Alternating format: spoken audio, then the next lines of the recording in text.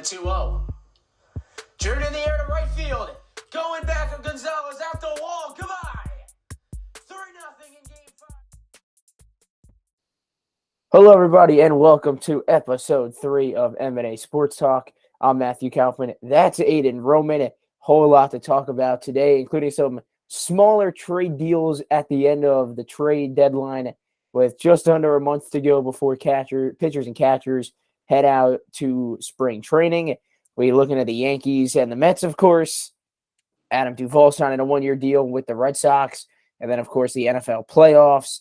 Finished super wild card weekend. Some crazy games in that one, Aiden. And then, of course, we'll wrap it up with some basketball talk of the New York Knicks. But we're going to start with baseball, of course, at Aiden. That is right now just a few months away, and to the point where it's about just under a month before pitchers and catchers head over to Tampa and Arizona. You said it, Matt. As a baseball fan myself, I can't wait for the new season to start. February 14th, I'm pretty sure that was the date that the pitchers and catchers will report. I can't wait to see the young stars play and in spring training, and hopefully a new look at Carlos Rodon pitching. Yeah, and obviously for the Yankees, we'll talk a little bit about that. But here's the interesting thing that I saw earlier today, and we were talking about it. The Yankees looking at Jerickson Profar from the Padres. He's a good outfielder when he was in San Diego. I mean, this young guy hit 140 total home runs in his entire career, 15 RBIs with that batting average just high as can be. So this is a guy that is really could be a good asset for the Yankees, especially with the fact that, I mean, he did bat .243 last year with 15 homers, 58 RBIs, and OPS of 722.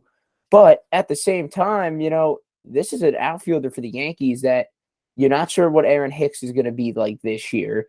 You're not sure what you're going to get out of Giancarlo Stanton, if he's going to be able to play any of the outfield, of course. So definitely going to be interesting. And do you like the idea of Jerickson Profar coming over here to the Yankees? I would say probably not. I would put Hicks as Hicks and Stan definitely alternating, but that starting left field spot I'd have to give to Oswaldo Cabrera. Just you see what the kid could do. Played only 44 games, amazing defensively, put him all over. It's like another LeMahieu, except he played great in the outfield. Yeah, and speaking of Oswaldo Cabrera, such a young guy, athletic. He could really play defense as well as he could hit the ball. And we saw that in the postseason, especially in some of those situations. But his defense, as you mentioned, Aiden, such a big thing.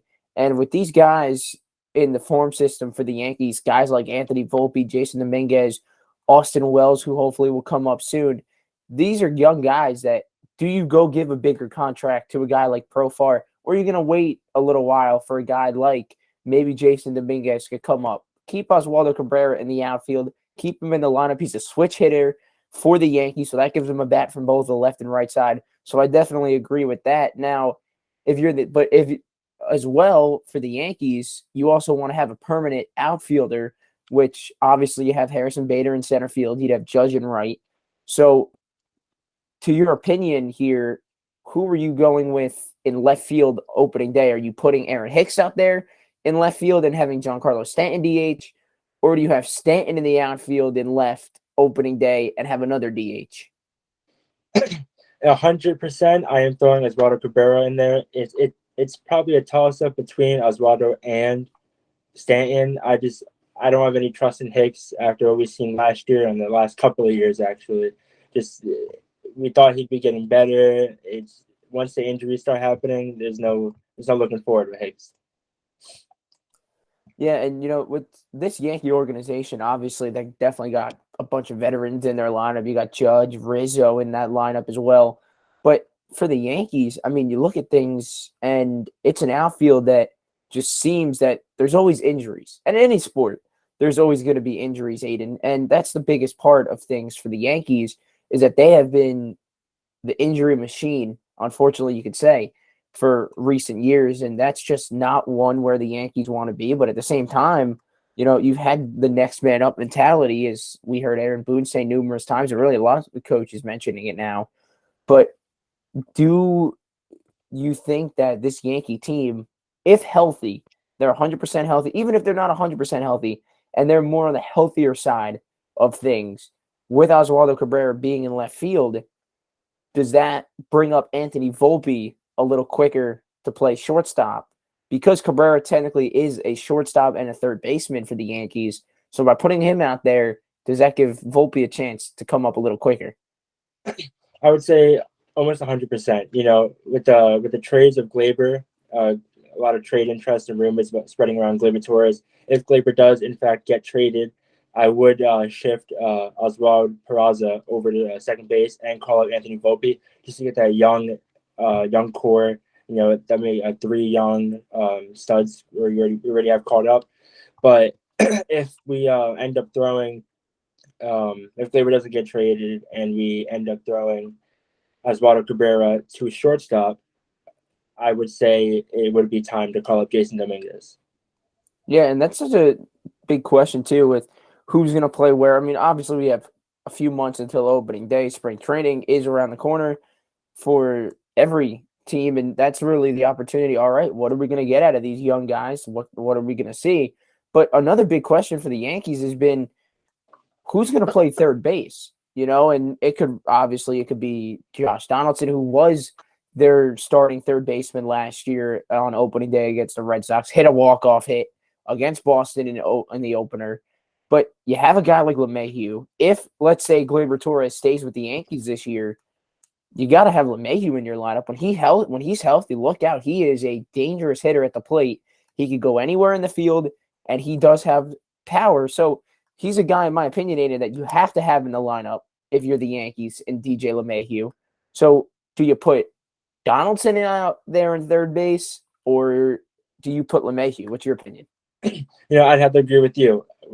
Come that opening day lineup, and if Glaber's still on the team playing second base, you're going to have to throw LeMahieu, sadly, in front of Donaldson. Now, Donaldson had a really amazing defensive year. Well, I must say, like, almost every year he does. But when you can't produce hits, and the Yankees need those people to get on base for the big guys, Judge, Stanton, Rizzo, to hit home runs and get some RBIs, you need a good hitter. Yeah, you mentioned, with Josh Donaldson and everything, and just the opportunity, obviously, that he had for the Yankees. As of right now, he is going to come back. But let's look at the numbers for Josh Donaldson. In his entire MLB career, he's got 266 home runs, 790 stolen bases, an OPS of over 850, a 265 batting average. But then this year for the Yankees, you look at the numbers. In 478 at-bats, he was batting .222 with 15 home runs, 62 RBIs, and an OPS of just over 680. So this is for the Yankees. What is the opportunity bring for Donaldson? And don't get me wrong, he is, as you said, Aiden, a great defensive third baseman. But at the same time, do you give that to LeMahieu, who is also a Gold Glover? At the end of the day, they're both amazing defensively. They're both just outstanding at their job. And, LeMahieu, you can throw anywhere on the field, basically. But I think LeMahieu just wins that spot just because he can hit a little more consistent. When he gets hot and healthy, those hitting streaks just start racking up. Yeah, and that's always something that a lot of people may not understand. And, that's obviously not everyone's an MLB insider. But at the same time, you look at some of these guys who do get on hot streaks, like as you said, DJ LeMahieu, when he's hot, and look out. Don't pitch to him because he's going to hit the baseball. And, that's such a big thing for the Yankees, especially because if you look at the lineup, DJ LeMahieu was your number one hitter pretty much all season when healthy. So with him being able to get on base, you have Aaron Judge behind him. Most likely, if everything would stay the same lineup-wise as last year, you have Anthony Rizzo behind Judge. So you have guys who are going to put guys in scoring position, and then you're going to have guys to score the guys on base. So I definitely agree with the fact that LeMahieu should be your number one third baseman. And even if not, you got to find a way to get DJ in the starting lineup, no matter where he plays. Oh, 100%. Now, like we saw this year, even though he wasn't healthy the full year, we did have guys like IKF come around, and he filled the role just as good. Maybe not defensively, but he always got on base, always a fast guy. As he turns a single right into a double, and he gets easy RBI for Judge Rizzo. Yeah, and talking about IKF, he's another one who the Yankees were thinking about maybe trading him, get another shortstop, give an opportunity for Anthony Volpe. And Brian Cashman was asked about this as well. When do you think we may see Anthony Volpe? And he said, well, hopefully soon. And of course, you don't want to send him out there right away, but you got to look at, and I would think to see Anthony Volpe play during spring training a little bit, kind of get to see more of what he could do. I'd be surprised, honestly, if the Yankees did not have Anthony Volpe or Jason Dominguez at spring training. But at the same time, you don't want a young guy like that to get hurt or anything. But in my opinion, I would say, see what these guys could do. Put them in a game situation like spring training and see what happens. So we are going to move on to another big news in the Mets organization of things. And they just keep adding, it seems like, Aiden, because Tommy Pham signed a 1-year deal with the Mets. And Tommy Pham, who last year was batting .236, 17 home runs, 63 RBIs, and an OPS of .686. So he as well has been an on-base kind of guy, and that's what the Mets are looking for right now. Oh, 100%. Behind the power hitters of Lindor, Pete Alonso. I know they just re-signed Brandon Nimmo to for the rest of his career. A 6-year deal, I'm pretty sure it was. They're guys. They're signing everybody. They lost DeGrom, and they are just making sure they still stay on top. Yeah, that's another thing for any organization that you just lost a Cy Young kind of pitcher, and now you're kind of in the mode of let's go out and let's win a championship, or let's prove to everybody that we can win a championship with losing DeGrom. And nothing towards Jacob DeGrom, Cy Young candidate, of course, one of the best pitchers in baseball. But this is a Mets team that's gone all out this offseason, it seems like. You signed Justin Verlander, of course, you said Conforto, Nimmo, but you have Lindor, the whole situation with Carlos Correa. We're not going to get into that. But Mets have really put an effort this offseason to signing some big names, to smaller contracts, and some, of course, to bigger ones. Here's another guy who got a contract, Adam Duvall, the World Series champion with the Atlanta Braves back in 2021. And, well, last year, Aiden, he was kind of up and down. He hit .236 with 17 homers. Sorry, that's actually Tommy Pham, not Adam Duvall. But this is a guy in Adam Duvall who really had an exceptional run with Atlanta. Of course, he did go back. He did go over to Miami for a little while and then wound up coming back to the Braves.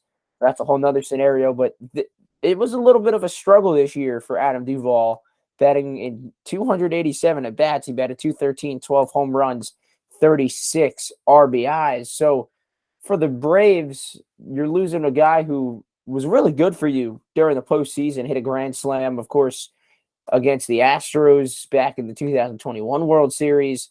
But this is a guy that Adam Duvall struggled last year, but he's definitely a good outfielder. And for the Red Sox, that just seemed that, we said the Mets are going after everybody. It seemed like the Red Sox were giving everybody up. So this is definitely a good opportunity for Boston to get a guy like Adam Duvall, veteran in the lineup, good hitter when he gets hot, and a really good defensive glove as well. Now, we were talking about the Braves and Adam Duvall. I have a question for you. How far do you think the Braves will make it this year in the playoffs, if they make it at all? I'm going to have to think about that because of the fact, with that division and how good it's looking right now between the Mets and the Phillies. I mean, I haven't seen much about the Miami Marlins, but I definitely have a feeling that it's going to be a 3-way race between the Braves, the Phillies, and the Mets. And it would be a shame for the Mets not to make the playoffs this year after everything they've done, the pitching staff that they have, the rotation they have, of course, if they all stay healthy. But I definitely think the Braves have a chance to take another run at it.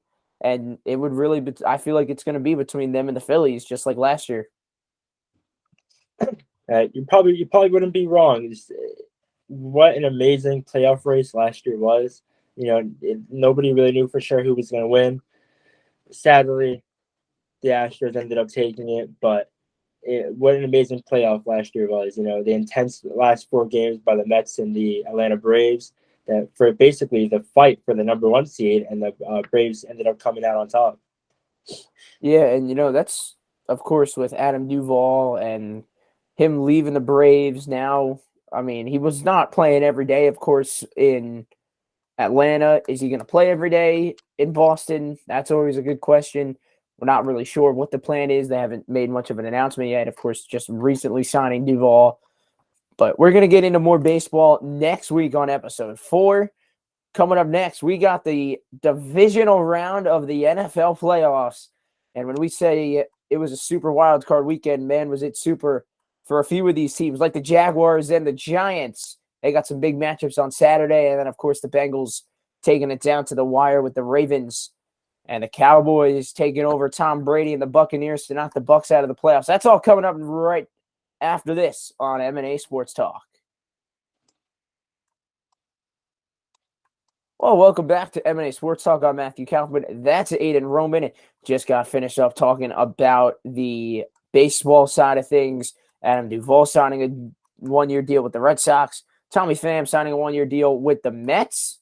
And the interest in Jerickson Profar for the New York Yankees and what that can bring to the Yankees outfield. Now, Aiden, we're going to shift over to the thing that has really drawn a lot of attention, and that is the NFL playoffs. And Aiden, that was a super wild card weekend, as I said before the break. But we saw some crazy games. The game that the Jaguars played against the Chargers, a miraculous comeback in that game. Couldn't even believe it. And now they have to go to the number 1 seed, and that's the Kansas City Chiefs. If you're asking me, when I saw the Chargers up by 27, I thought the game was over. But I think everybody did, to be honest. I thought everyone was like, all right, let's shut this off. I'm going to go to bed. It's Saturday night, but hey. What a comeback. I was rooting for Trevor Lawrence, and I'm glad they were able to advance the round, but I think their journey sadly stops in this next round against Kansas City. Yeah, and funny you say that. We're going to get to our predictions for the entire divisional round in just a minute, Aiden. But you mentioned Trevor Lawrence, and I saw this crazy stat, and I couldn't believe it when I saw it. The fact that Trevor Lawrence has never lost on a Saturday.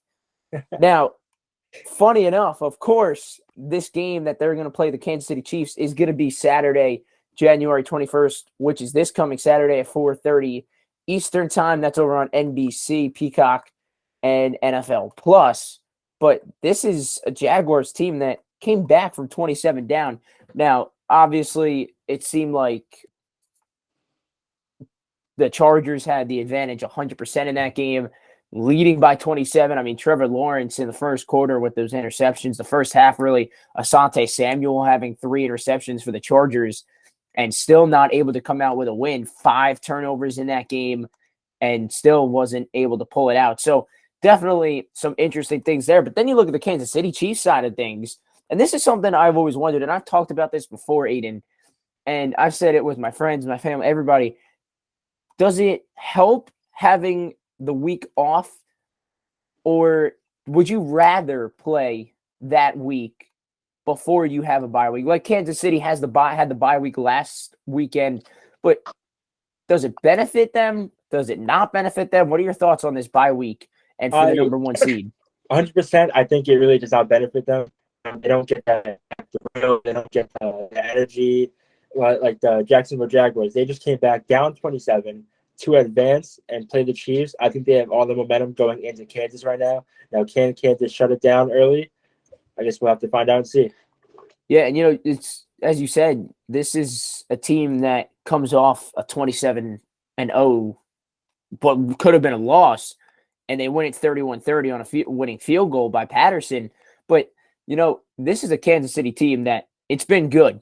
It's been great ever since Patrick Mahomes really took over at quarterback, going to a Super Bowl, winning the Super Bowl. Following year, they fall short to Tom Brady and the Bucs in the Super Bowl. Fell short last year to Cincinnati in the AFC Championship game. But this is a team, and honestly, and I've said this before, and I'll say it again to you, Aiden, and to everybody watching, in my opinion, there's pros and cons, obviously, to having the bye week. Of course, if you have some injuries, you give an extra week for those guys to get healthy and come back. But the cons and the bad thing about it is you might lose your momentum. You might be on like the 49ers. They're on a big winning streak right now. Does that affect you after having a bye week? You get a week off, kind of like in the regular season. If you have your bye week in week 11, you've won 4 straight games. You're having momentum going into the bye week, and it goes all goes away because you have that time off. So it's definitely always a question in my mind. Does it affect the team? Does it not affect the team? What do the coaches do about it if they find a way to prepare them a certain way after having the bye week? So that's always a big question mark for me. But Aiden, for the night game, Giants and the Eagles, and obviously a lot of people are going to have a close eye on this one. I'm a big Giants fan. You know that. You're a Giants fan. So this game, 8:15 Eastern time on Fox Deportes, and the NFL Plus. But just mentioned, Chiefs had the bye week. Eagles had the bye week. Last game they played was against this very same, I wouldn't say the very same, actually, the Giants team, because the Giants had their second and third string players in and lost by 8 to the Eagles. What are your thoughts heading into this game for the Giants after what we saw from Daniel Jones, which we'll get more into in just a minute? But tell me your thoughts. What are your thoughts on how this game is looking to turn out? Just how we talked about Kansas City and the Jaguars with about momentum. I think the Giants have full momentum going into Philadelphia. Now, I know last time they did meet in Philadelphia, we did end up losing. Like you just said, it was only by 8 with our backups in. Now, we all know Jalen Hurts did start that game. It wasn't his full self. He did just come off an injury, but that was a must-need win to secure the first seed for the Eagles. But when you're in the playoffs, it's all about momentum, 100%. It's not record-wise. It's just whoever's hot. And I think the Giants, coming off of an amazing hard-fought victory in Minnesota, I think we're ready to take on the Eagles. Yeah, and we mentioned that what the Giants did in that playoff game. And, I want to read you this real fast, Aiden. Jones completed 24 of 35 passes for 301 yards, 2 touchdown passes, while adding 78 yards on 17 carries. He took it and ran 17 times. In doing so, he became the first quarterback in NFL playoff history to throw for at least 300 yards, 2 touchdowns, and also run for at least 70 yards. And this was a guy that no one expected to make the playoffs. This is the team no one expected to make the playoffs, Aiden. So you come from a team that won 4 games last year. You fire your head coach. You fire your GM. You basically wipe out the front office. You got all new guys up front. So now they're in the playoffs. No one expected them to win the playoff game against the Vikings. I mean, me and you we did say the Giants were going to win that game in our predictions last week on Super Wildcard Weekend. But in my opinion, I think, as you said, the Giants have full momentum going into that game right now. Jones had one of the better games of his NFL career. Barkley had a great game with 2 rushing touchdowns. I think the offensive line did a great job. The defense did a great job at the end of the game. Cordell Flute, the rookie out of LSU, made a great play. Obviously, McKinney made the game-saving play on that 4th down. So, as you said, Aiden, Giants, I feel, definitely have momentum going into this game. Do I think they're going to go into Philadelphia and win? I don't know. It's been 10 years since they've gone into Philadelphia and come home with a win. So, numbers aren't on their favor, but they do have another crazy set. And I think you're going to like this one. The last time the Giants won a playoff game, they won a Super Bowl. When the Giants win a playoff game, at least one playoff game, they go to a Super Bowl. Now, I was looking at that stat, but I do have some, scary / heartbreaking news to counter that. Now, I am a Giants fan, but the last time the Eagles did finish in the first seed, they did end up winning the Super Bowl. So I feel like the winner of this game, in my opinion, could potentially go on to the Super Bowl. And I guess time will tell, but if it's all about momentum right now, I think the Giants have this in the bag. Yeah, and we're going to obviously find out, of course, on Saturday night. Now we're going to head to the Sunday games, which is Sunday, January 22nd. First game, this is going to be a good one, and this is going to be an interesting one at 3 p.m. Eastern time over on CBS, Paramount, and NFL Plus. And this is for the AFC, the Cincinnati Bengals and the Buffalo Bills. Now, remember, just a few weeks ago, the Bengals hosted the Buffalo Bills. That game was suspended due to the Damar Hamlin injury. So we never got to see these two teams play. So what are your thoughts coming into this game on these two teams? Technically, they played each other, but they really didn't play each other yet. What are you expecting out of these two teams in this divisional round? I think the Bills, obviously at home, I think the Bills end up taking the W. Now, it's not. I'm not going to say it's going to be a blowout game, but I think the Bills do end up taking it. You know, they have all the momentum. Their mindset right now is for Damar. They want to just win. The whole stadium loves Damar. They're all doing the heart symbol. I think they're going to try to win for him. Yeah, you know, this is a Bills team that almost lost to the Miami Dolphins last week. They did win by 3, of course, but this is a team that, you know, Josh Allen struggled a little bit in that game, you could say. Don't get me wrong, he had a fabulous game to Josh Allen, but he also struggled at some points. He had that strip sack at the beginning of the second half that gave the Dolphins the lead at the start of the second half. So are you concerned with Josh Allen at all playing this Bengals defense that we saw it last week? They're a good defense, especially up front. Now, I can agree with you. I am a little concerned. I feel like this game could go it could. It's almost like a toss-up, but I do think it will land in the Bills' favor. But looking back at the Dolphins game, Tua, the starting quarterback, did not start, which kind of surprises me that the Bills and Josh Allen kind of struggled against that. You think without their starting quarterback, you know, the guy who's been carrying them the whole season suffered a couple of concussions throughout the season also. You know, they put up a great fight. It's almost like the Chargers and Jaguars game. You know, you think the Chargers are going to win, and they ended up losing. And you think the Bills are going to win, and right at the end, the Miami Dolphins come back and force the Bills to only win by 3. Yeah, and as you mentioned with, of course, Buffalo winning that game by 3, but this is a team that if the Bills win and the Chiefs win, the game most likely will be played in Atlanta as a neutral site. If Cincinnati wins, I believe it would still be played. If Kansas City did win, of course, it'd be played at Arrowhead. But, you know, I'm thinking about this game, and I'm thinking, man, we're going to get to see the Bengals, Joe Burrow, against Josh Allen and the Buffalo Bills in Buffalo, and it's going to be cold. It's supposed to be really cold. It's supposed to be about, I think it said 15 or 20 degrees on Sunday. So it's going to be a fun game to watch, I'll tell you that. And I'm super excited for this one. I'm also excited for this next one, and that is the later game, and that's also on Fox Deportes, and the NFL Plus. That's the Dallas Cowboys taking on the number 2 seed San Francisco 49ers, who were up for grabs in the first half of that game where the 49ers against Seattle, but really pulled through thanks to Deebo Samuel, Brock Purdy in the second half. 100%. You know, what a great game. You know, ever since Brock Purdy took over, you know, nobody really thought the 49ers were going to be as powerful as they were. Now, a lot of people had the Seahawks favored to win only because, you know, Geno Smith, an amazing, I don't want to say breakout year, but an amazing year, you know, a great step up from Russell Wilson. But Brock Purdy has been putting in the work.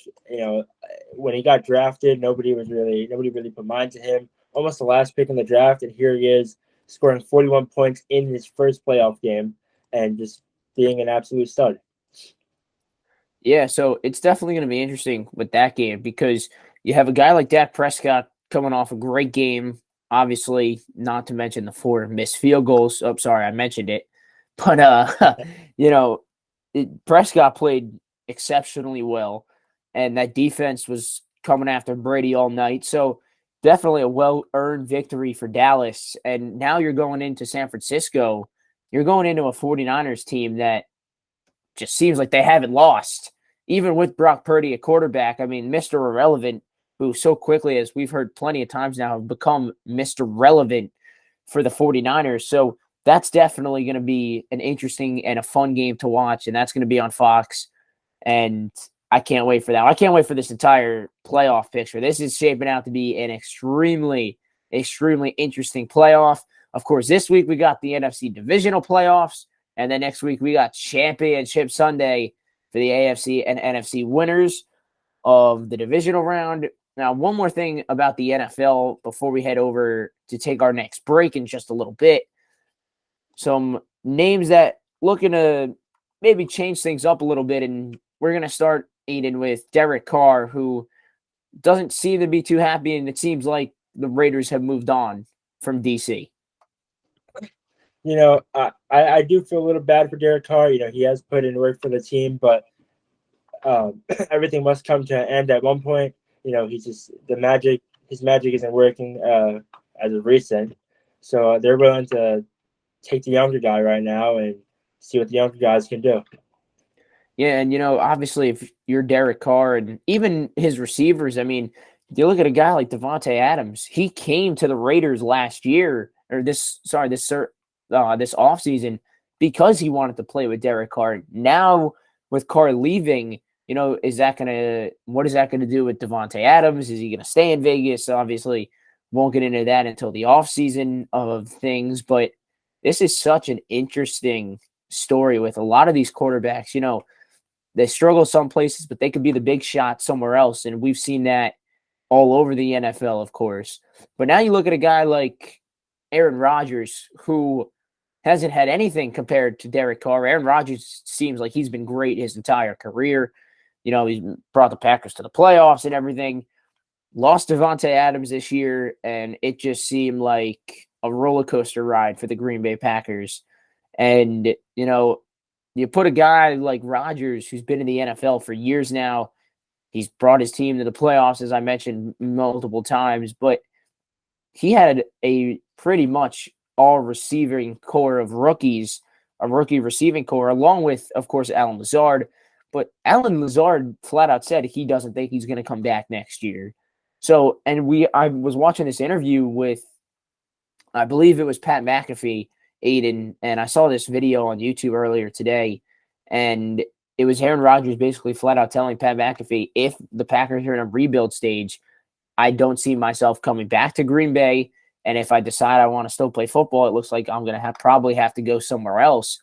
So, if you're the Packers, you got a guy like Jordan Love, who has really learned, as we've heard from Jordan Love, has learned a lot from Aaron Rodgers. So is it time to maybe move on to Jordan Love? Do you stick with Rodgers? Obviously, Rodgers would have to be the say of that if he retires or not. But what are your thoughts? What do you think Aaron Rodgers should do in this kind of situation? I think, just like the Tom Brady situation, I think it's time for both of them to hang up the cleats. They've been amazing. They're both veterans. They have amazing quarterbacks. There's nothing more much else to say. But I think after, a couple of your star receivers leave, their age is only going up. I think it's time to cut the ties. I don't think it's time to go to free agency. I think you should go out with the Green Bay Packers. Yeah, and a guy who spent his entire career in Green Bay, I mean, for sure Hall of Famer and Aaron Rodgers, and we'll get to Tom Brady in just a minute, Aiden, but, Aaron Rodgers, who came into the NFL behind Brett Favre. Favre leaves, Rodgers takes his place. I mean, you couldn't ask for a better opportunity for Aaron Rodgers, and he just seemed frustrated. And it seems like his receivers, not that his receivers didn't want to be there, it just seemed like not everything was going as smoothly as Green Bay planned, and that could be with the coaching, the quarterback, the receiver. It doesn't matter. It just did not look like the Aaron Rodgers that we've seen in the past. And speaking of what we haven't seen in the past, that's Tom Brady. I mean, the game that he played on Monday night against Dallas, it was hard to watch, to be honest, for Tom Brady. I mean, it's been an up and down season, just like Aaron Rodgers, roller coaster of a season for Tampa Bay, and with the new head coach of Todd Bowles over there coming in as the head coaching position. But for Tom Brady, I mean, that was, don't get me wrong, of course he had Micah Parsons in his face and this really good Dallas pass rush that can really get to the quarterback.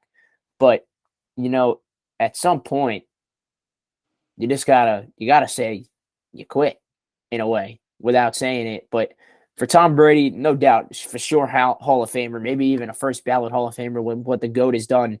Nothing to be ashamed of from Tom Brady. But in your opinion, I mean, does he stay with Tampa Bay another year if he doesn't retire? Does he try going to somewhere else? Maybe Vegas, who's looking for a quarterback? We've seen those rumors as well. So what do you got for us? Now, if I was in his shoes and I am Tom Brady right now after that loss to the Cowboys, now before I give you my final answer, he didn't do awful against the Cowboys. He threw for 351 passing yards, but Had a got two great game. touchdowns. Really, Yes. just didn't show for it, to be honest. Two touchdowns late in the game that didn't really put a dent in the Cowboys' lead. But if I'm Tom Brady after this season, I think it's also time, just like Aaron Rodgers, to hang up the cleats. Yeah, and with so many guys, I mean, they're the oldest two in the league right at the moment. We saw Ben Roethlisberger retire, Eli Manning, who retired a few years ago, Drew Brees, who retired as well. So these older guys that have been in the league for a while now starting to retire. Is it time for Tom Brady and Aaron Rodgers to do the same? And obviously, we'll wait until the offseason, of course, to find that out, with both of those two guys officially eliminated from the postseason. So when we come back, we got a little bit of the New York Knicks, Jalen Brunson and Julius Randle staying hot. They're on fire as of late, Aiden. And we got the upcoming game, Washington Wizards, Atlanta Hawks, and the Toronto Raptors. We'll talk a little bit about that right after the break on M&A Sports Talk.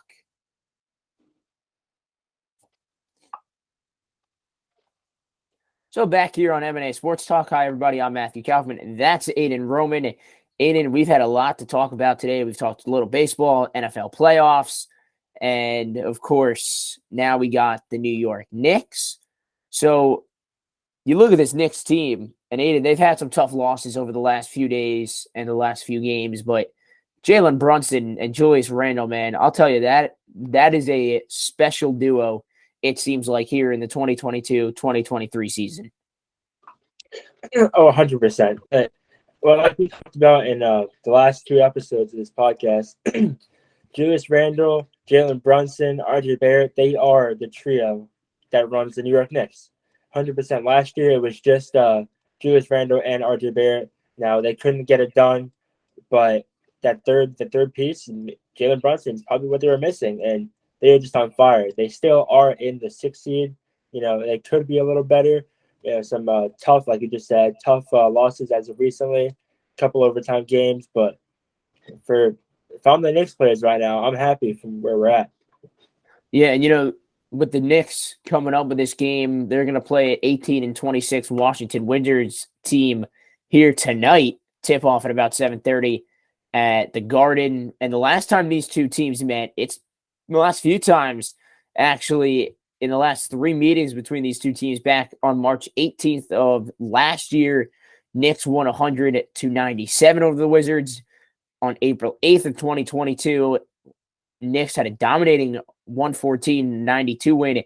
And just recently, back on January the 13th, just a few days ago, the Knicks won that game over the Wizards as well. So they've had the Wizards number in the last couple of weeks. And for Washington, this is a game that you really want to get back on the winning point of things against the Knicks. But what do you got to do if you're the Knicks here to keep winning and to win these close games that you haven't been able to win?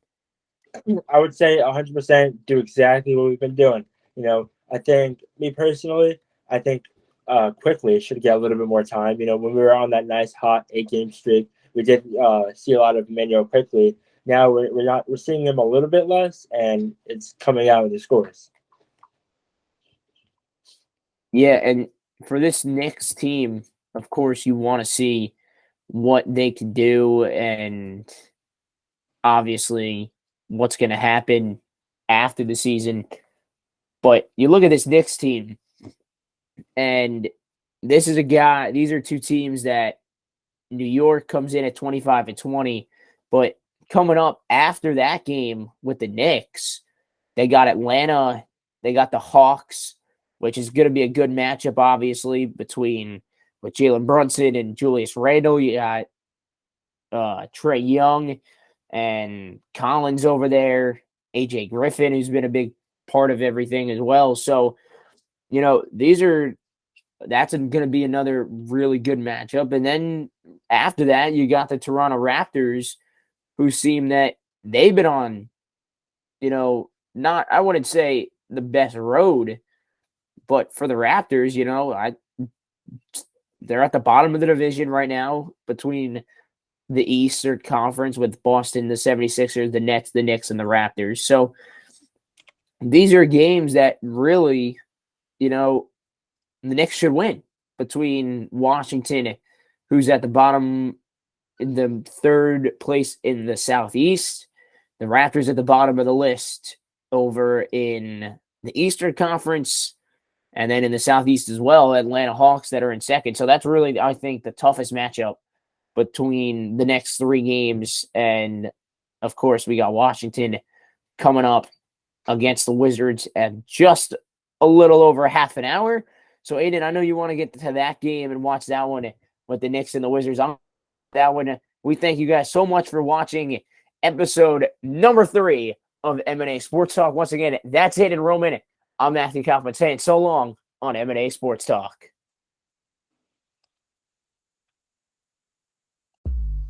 The 2-0. Turned in the air to right field. Going back of Gonzalez out the wall. Come on.